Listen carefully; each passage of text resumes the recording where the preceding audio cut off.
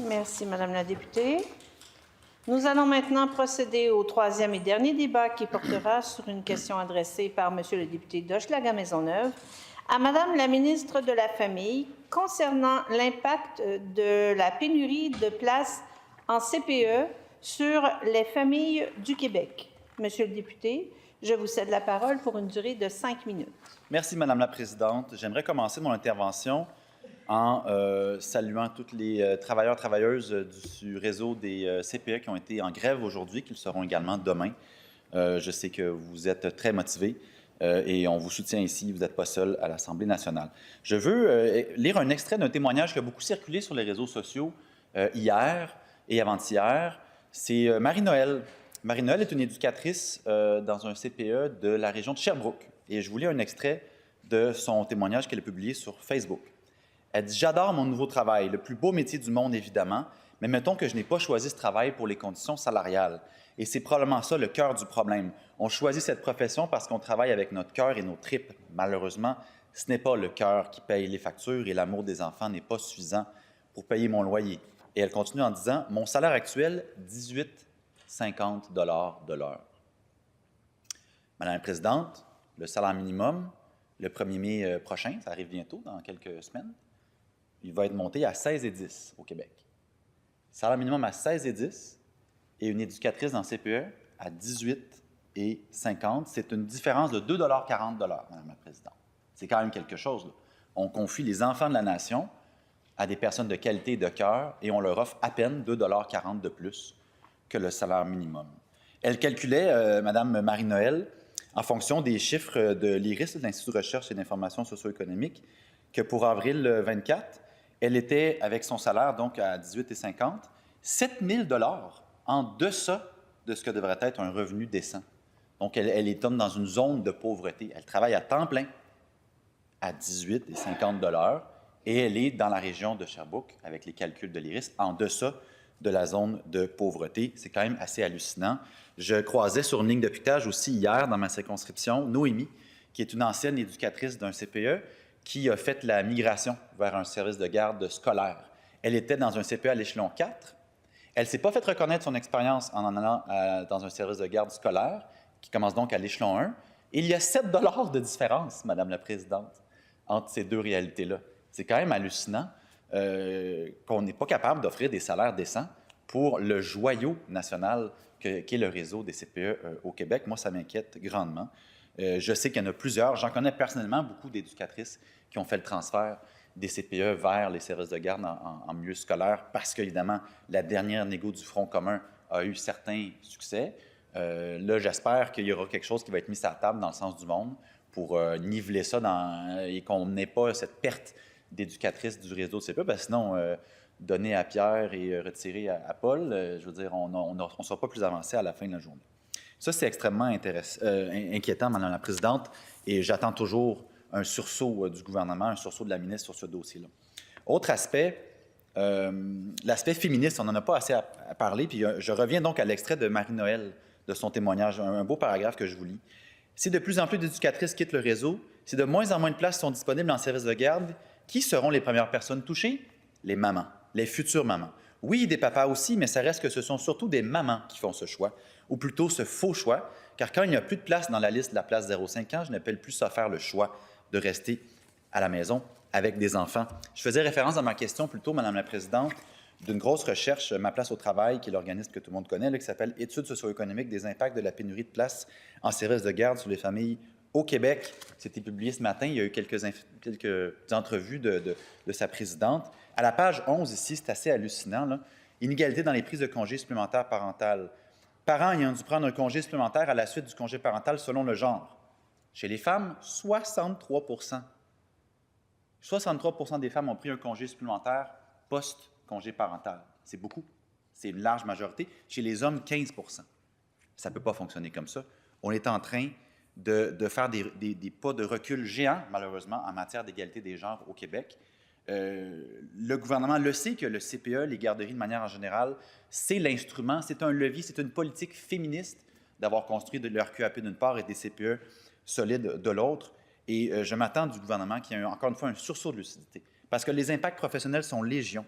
À la page 9 de ce dossier de Ma place au travail, on a des tonnes de témoignages de gens qui ont des surcharges mentales, des pertes de revenus, des retards de carrière, des déscolarisations temporaires, de l'isolement social. Ça ne peut pas durer. Il faut que le gouvernement se réveille. Qu'attend la ministre pour ce faire? Merci. Merci, Monsieur le député. Je cède maintenant la parole à la ministre pour une durée de 5 minutes. La parole est à vous. Merci beaucoup, Madame la Présidente. Je vais profiter de cette interpellation pour justement faire un bilan du grand chantier, parce que on est conscient de l'impact que ça a sur les parents. Effectivement, le stress que ça peut apporter quand on cherche une place. C'est important pour nous, justement, d'en faire une priorité et de travailler à changer les choses.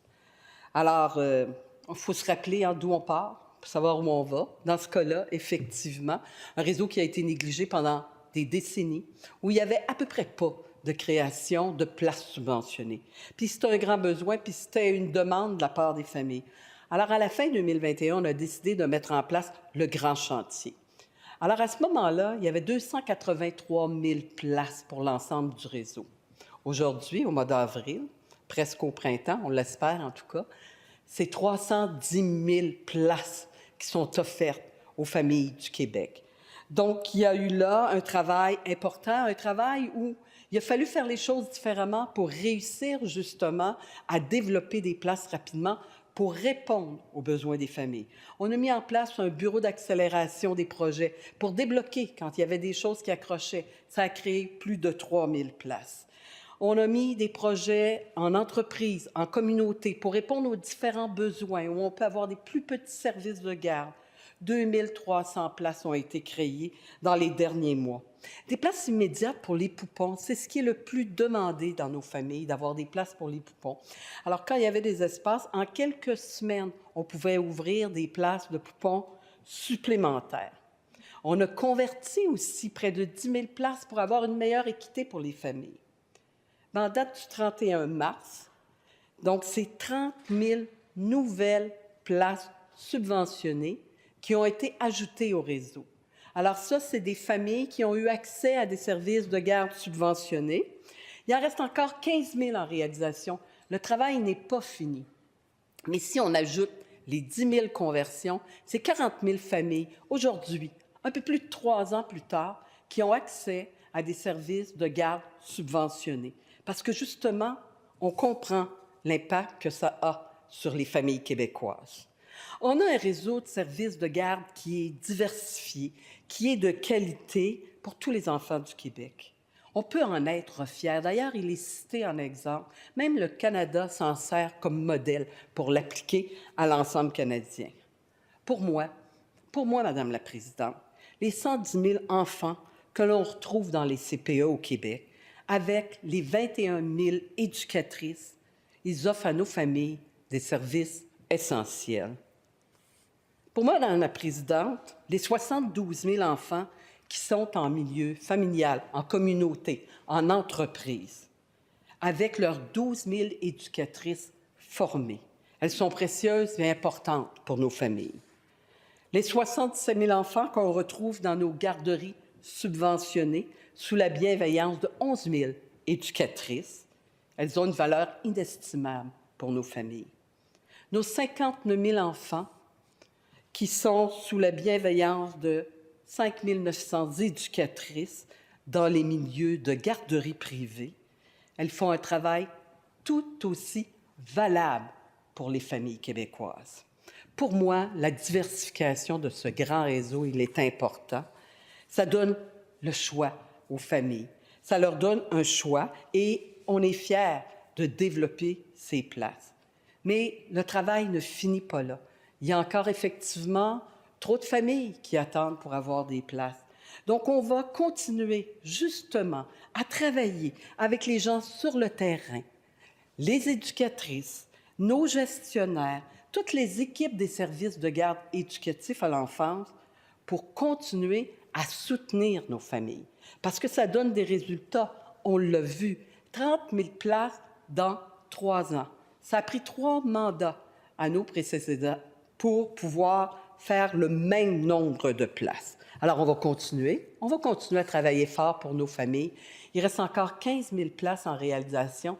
Ce que ça nous dit, ça, Madame la Présidente, c'est que ça va permettre justement encore à plus de familles d'avoir accès à des services de garde de qualité, diversifiés, dans un beau grand réseau qui est là pour nos enfants, pour notre avenir.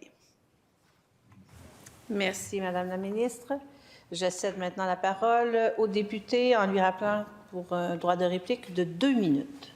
Merci, Madame la Présidente. J'aimerais commencer par saluer Marie-Hélène qui m'a écrit un beau courriel cette semaine pour me sensibiliser au fait de ne pas juste parler des éducatrices, bien sûr, dans les CPE, mais bien des responsables alimentation. Ils sont plus de 400, ils font un travail formidable. Dans le CPE de ma fille, il y en avait un, Jean-François, qui était super apprécié, qui a fait découvrir des tonnes d'aliments aux enfants, qui partageait même des fois ses meilleures recettes, si on était gentil avec lui. Donc, je les salue et je les apprécie beaucoup. Je reviens sur les impacts professionnels, Madame la Présidente. C'est quand même hallucinant ce qu'on lit dans l'étude aujourd'hui à la page 9. J'en prends quelques extraits. Incapacité à effectuer un stage final de maîtrise, fermeture complète de mon entreprise. J'ai dû utiliser presque tous mes congés en vacances en l'espace de 3 mois pour m'occuper de ma fille quand ma famille n'était pas disponible. C'est vraiment des drames professionnels, des drames de carrière qui peuvent complètement chambouler vos projets de vie, vos projets de couple. Après ça, on ne parle même pas de l'impact financier. On a fait référence au fait qu'il y avait des fois plus de 20 000 d'impact financier. Les gens, souvent, qui ont des enfants, bien, ça donne à peu près en même temps qu'on achète une maison. Vous connaissez le prix des maisons, vous connaissez le prix du coût de la vie en ce moment. La ministre le sait très bien. En plus, là, on vous dit, on crée des places, on crée des places. Il y a quand même encore 28 000 personnes là, qui attendent leur place au Québec. C'est 28 000 familles qui souffrent, qui ont des conséquences financières, qui ont des conséquences professionnelles. Là, il y a 3 000 éducatrices qui ont quitté le réseau en 1 an. La grève se poursuit. 3 nouvelles journées la semaine prochaine. La grève générale est limitée qui va être au tournant s'il n'y a pas d'entente. Je ne sens pas l'urgence de la ministre. Quand est-ce qu'elle va mettre son point sur la table, qu'elle va aller voir le ministre des Finances pour dire « là, ça suffit, il me faut des sommes pour que tu donnes du lousse au Conseil du Trésor puis qu'on négocie une entente pour que les éducatrices et l'ensemble des travailleurs et travailleuses du réseau de CPE aient une bonne entente, une bonne convention collective qui retourne la tête haute, qu'ils soient fiers de leur travail, qu'ils aient un salaire décent, qu'ils puissent vivre de ce salaire-là de manière décente et qu'enfin, on ait une bonne façon de retenir les éducatrices et l'ensemble des travailleurs, un réseau solide pour l'avenir du Québec. Merci, Madame la Présidente. Merci, Monsieur le député.